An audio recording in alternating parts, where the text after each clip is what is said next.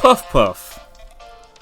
It's a weird name for this dessert because there are so many variations of it around the world. I mean, Mexico has sopapillas.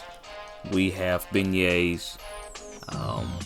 You'll see them in other areas of Africa. There'll be kalal and so on and so forth. The ingredient bases are they vary from dessert to dessert, but the structure of this dessert is basically the same. It's airy, it's light, and it's depending on whether you use yeast, you get a chewy texture like a donut, or baking soda, it'd be a little crunchy with a little light crust on top of it. But anyway it goes, no matter where you've been in the world, you've had this dessert before. Puff Puff is just a general name for it.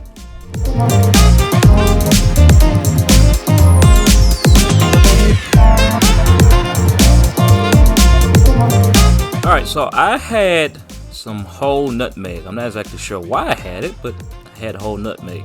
So if you're ever in a situation where you have it and you don't know why either, you can get a box cheese grater, and there's going to be a side that's for zesting. Normally you would zest lemons and limes and oranges with that, but you can also take this and just kind of grate the nutmeg on it to get the dust that you need for whatever you're going to add nutmeg to.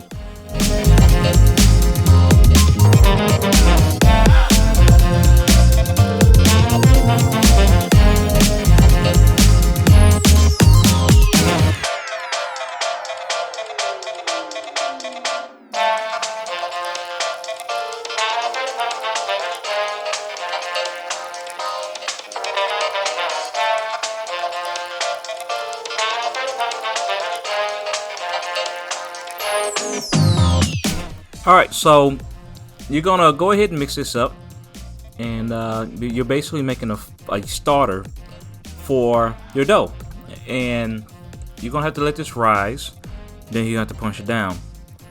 I wasn't too fond of this recipe. I actually got this recipe from a travel magazine from a woman that went to Ghana, and they were making something called bafrat, which is puff puff, and they were selling it as a snack, just a street cart food. It's also a vegan recipe, and I don't do very well with vegan recipes, and there's a lot to learn from this, and I will warn you, I have mixed feelings about this.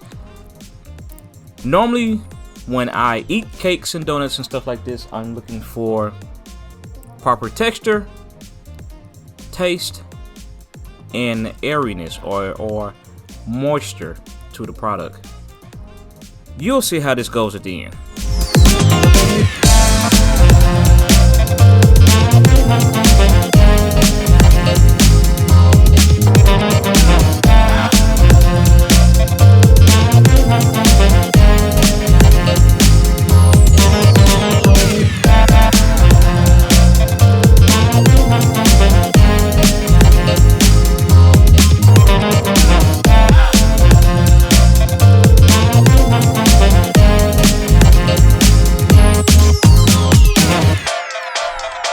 So at this point, I was able to touch the dough, but it was still very sticky.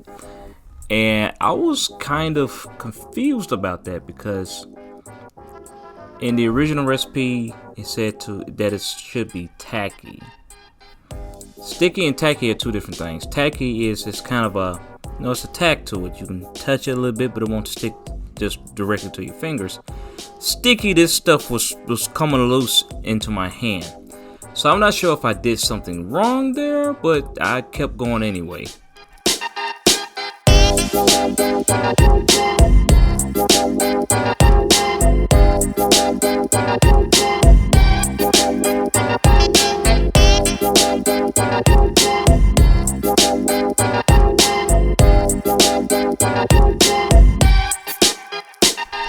Alright, so this stuff, it didn't even double in size like I was thinking it would, but the original recipe didn't even say that it would double in size. It would just say that it would puff up a little bit. This is more of a cross between a super thick batter than a dough, because It's really it has a dough consistency. You can actually grab it, but it's really really loose. So you really can't knead it. But at the same time, you needed to get the air bubbles out and kind of get some of that yeast flavor out. But you really didn't have to do that with this.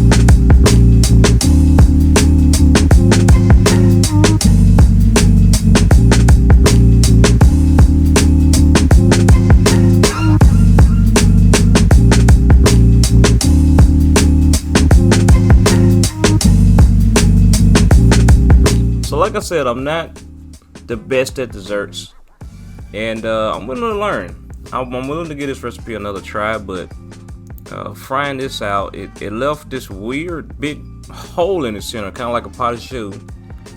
And it's got the texture of a donut, but it's a little too chewy. And I don't know if it's a sugar content or what, but it as it fries, it starts to burn really, really quickly. So I'm not sure what the deal is with that. I don't know if it's the canola oil, if I need to use like a sunflower oil or what. But like I said, I'm willing to give this recipe another try.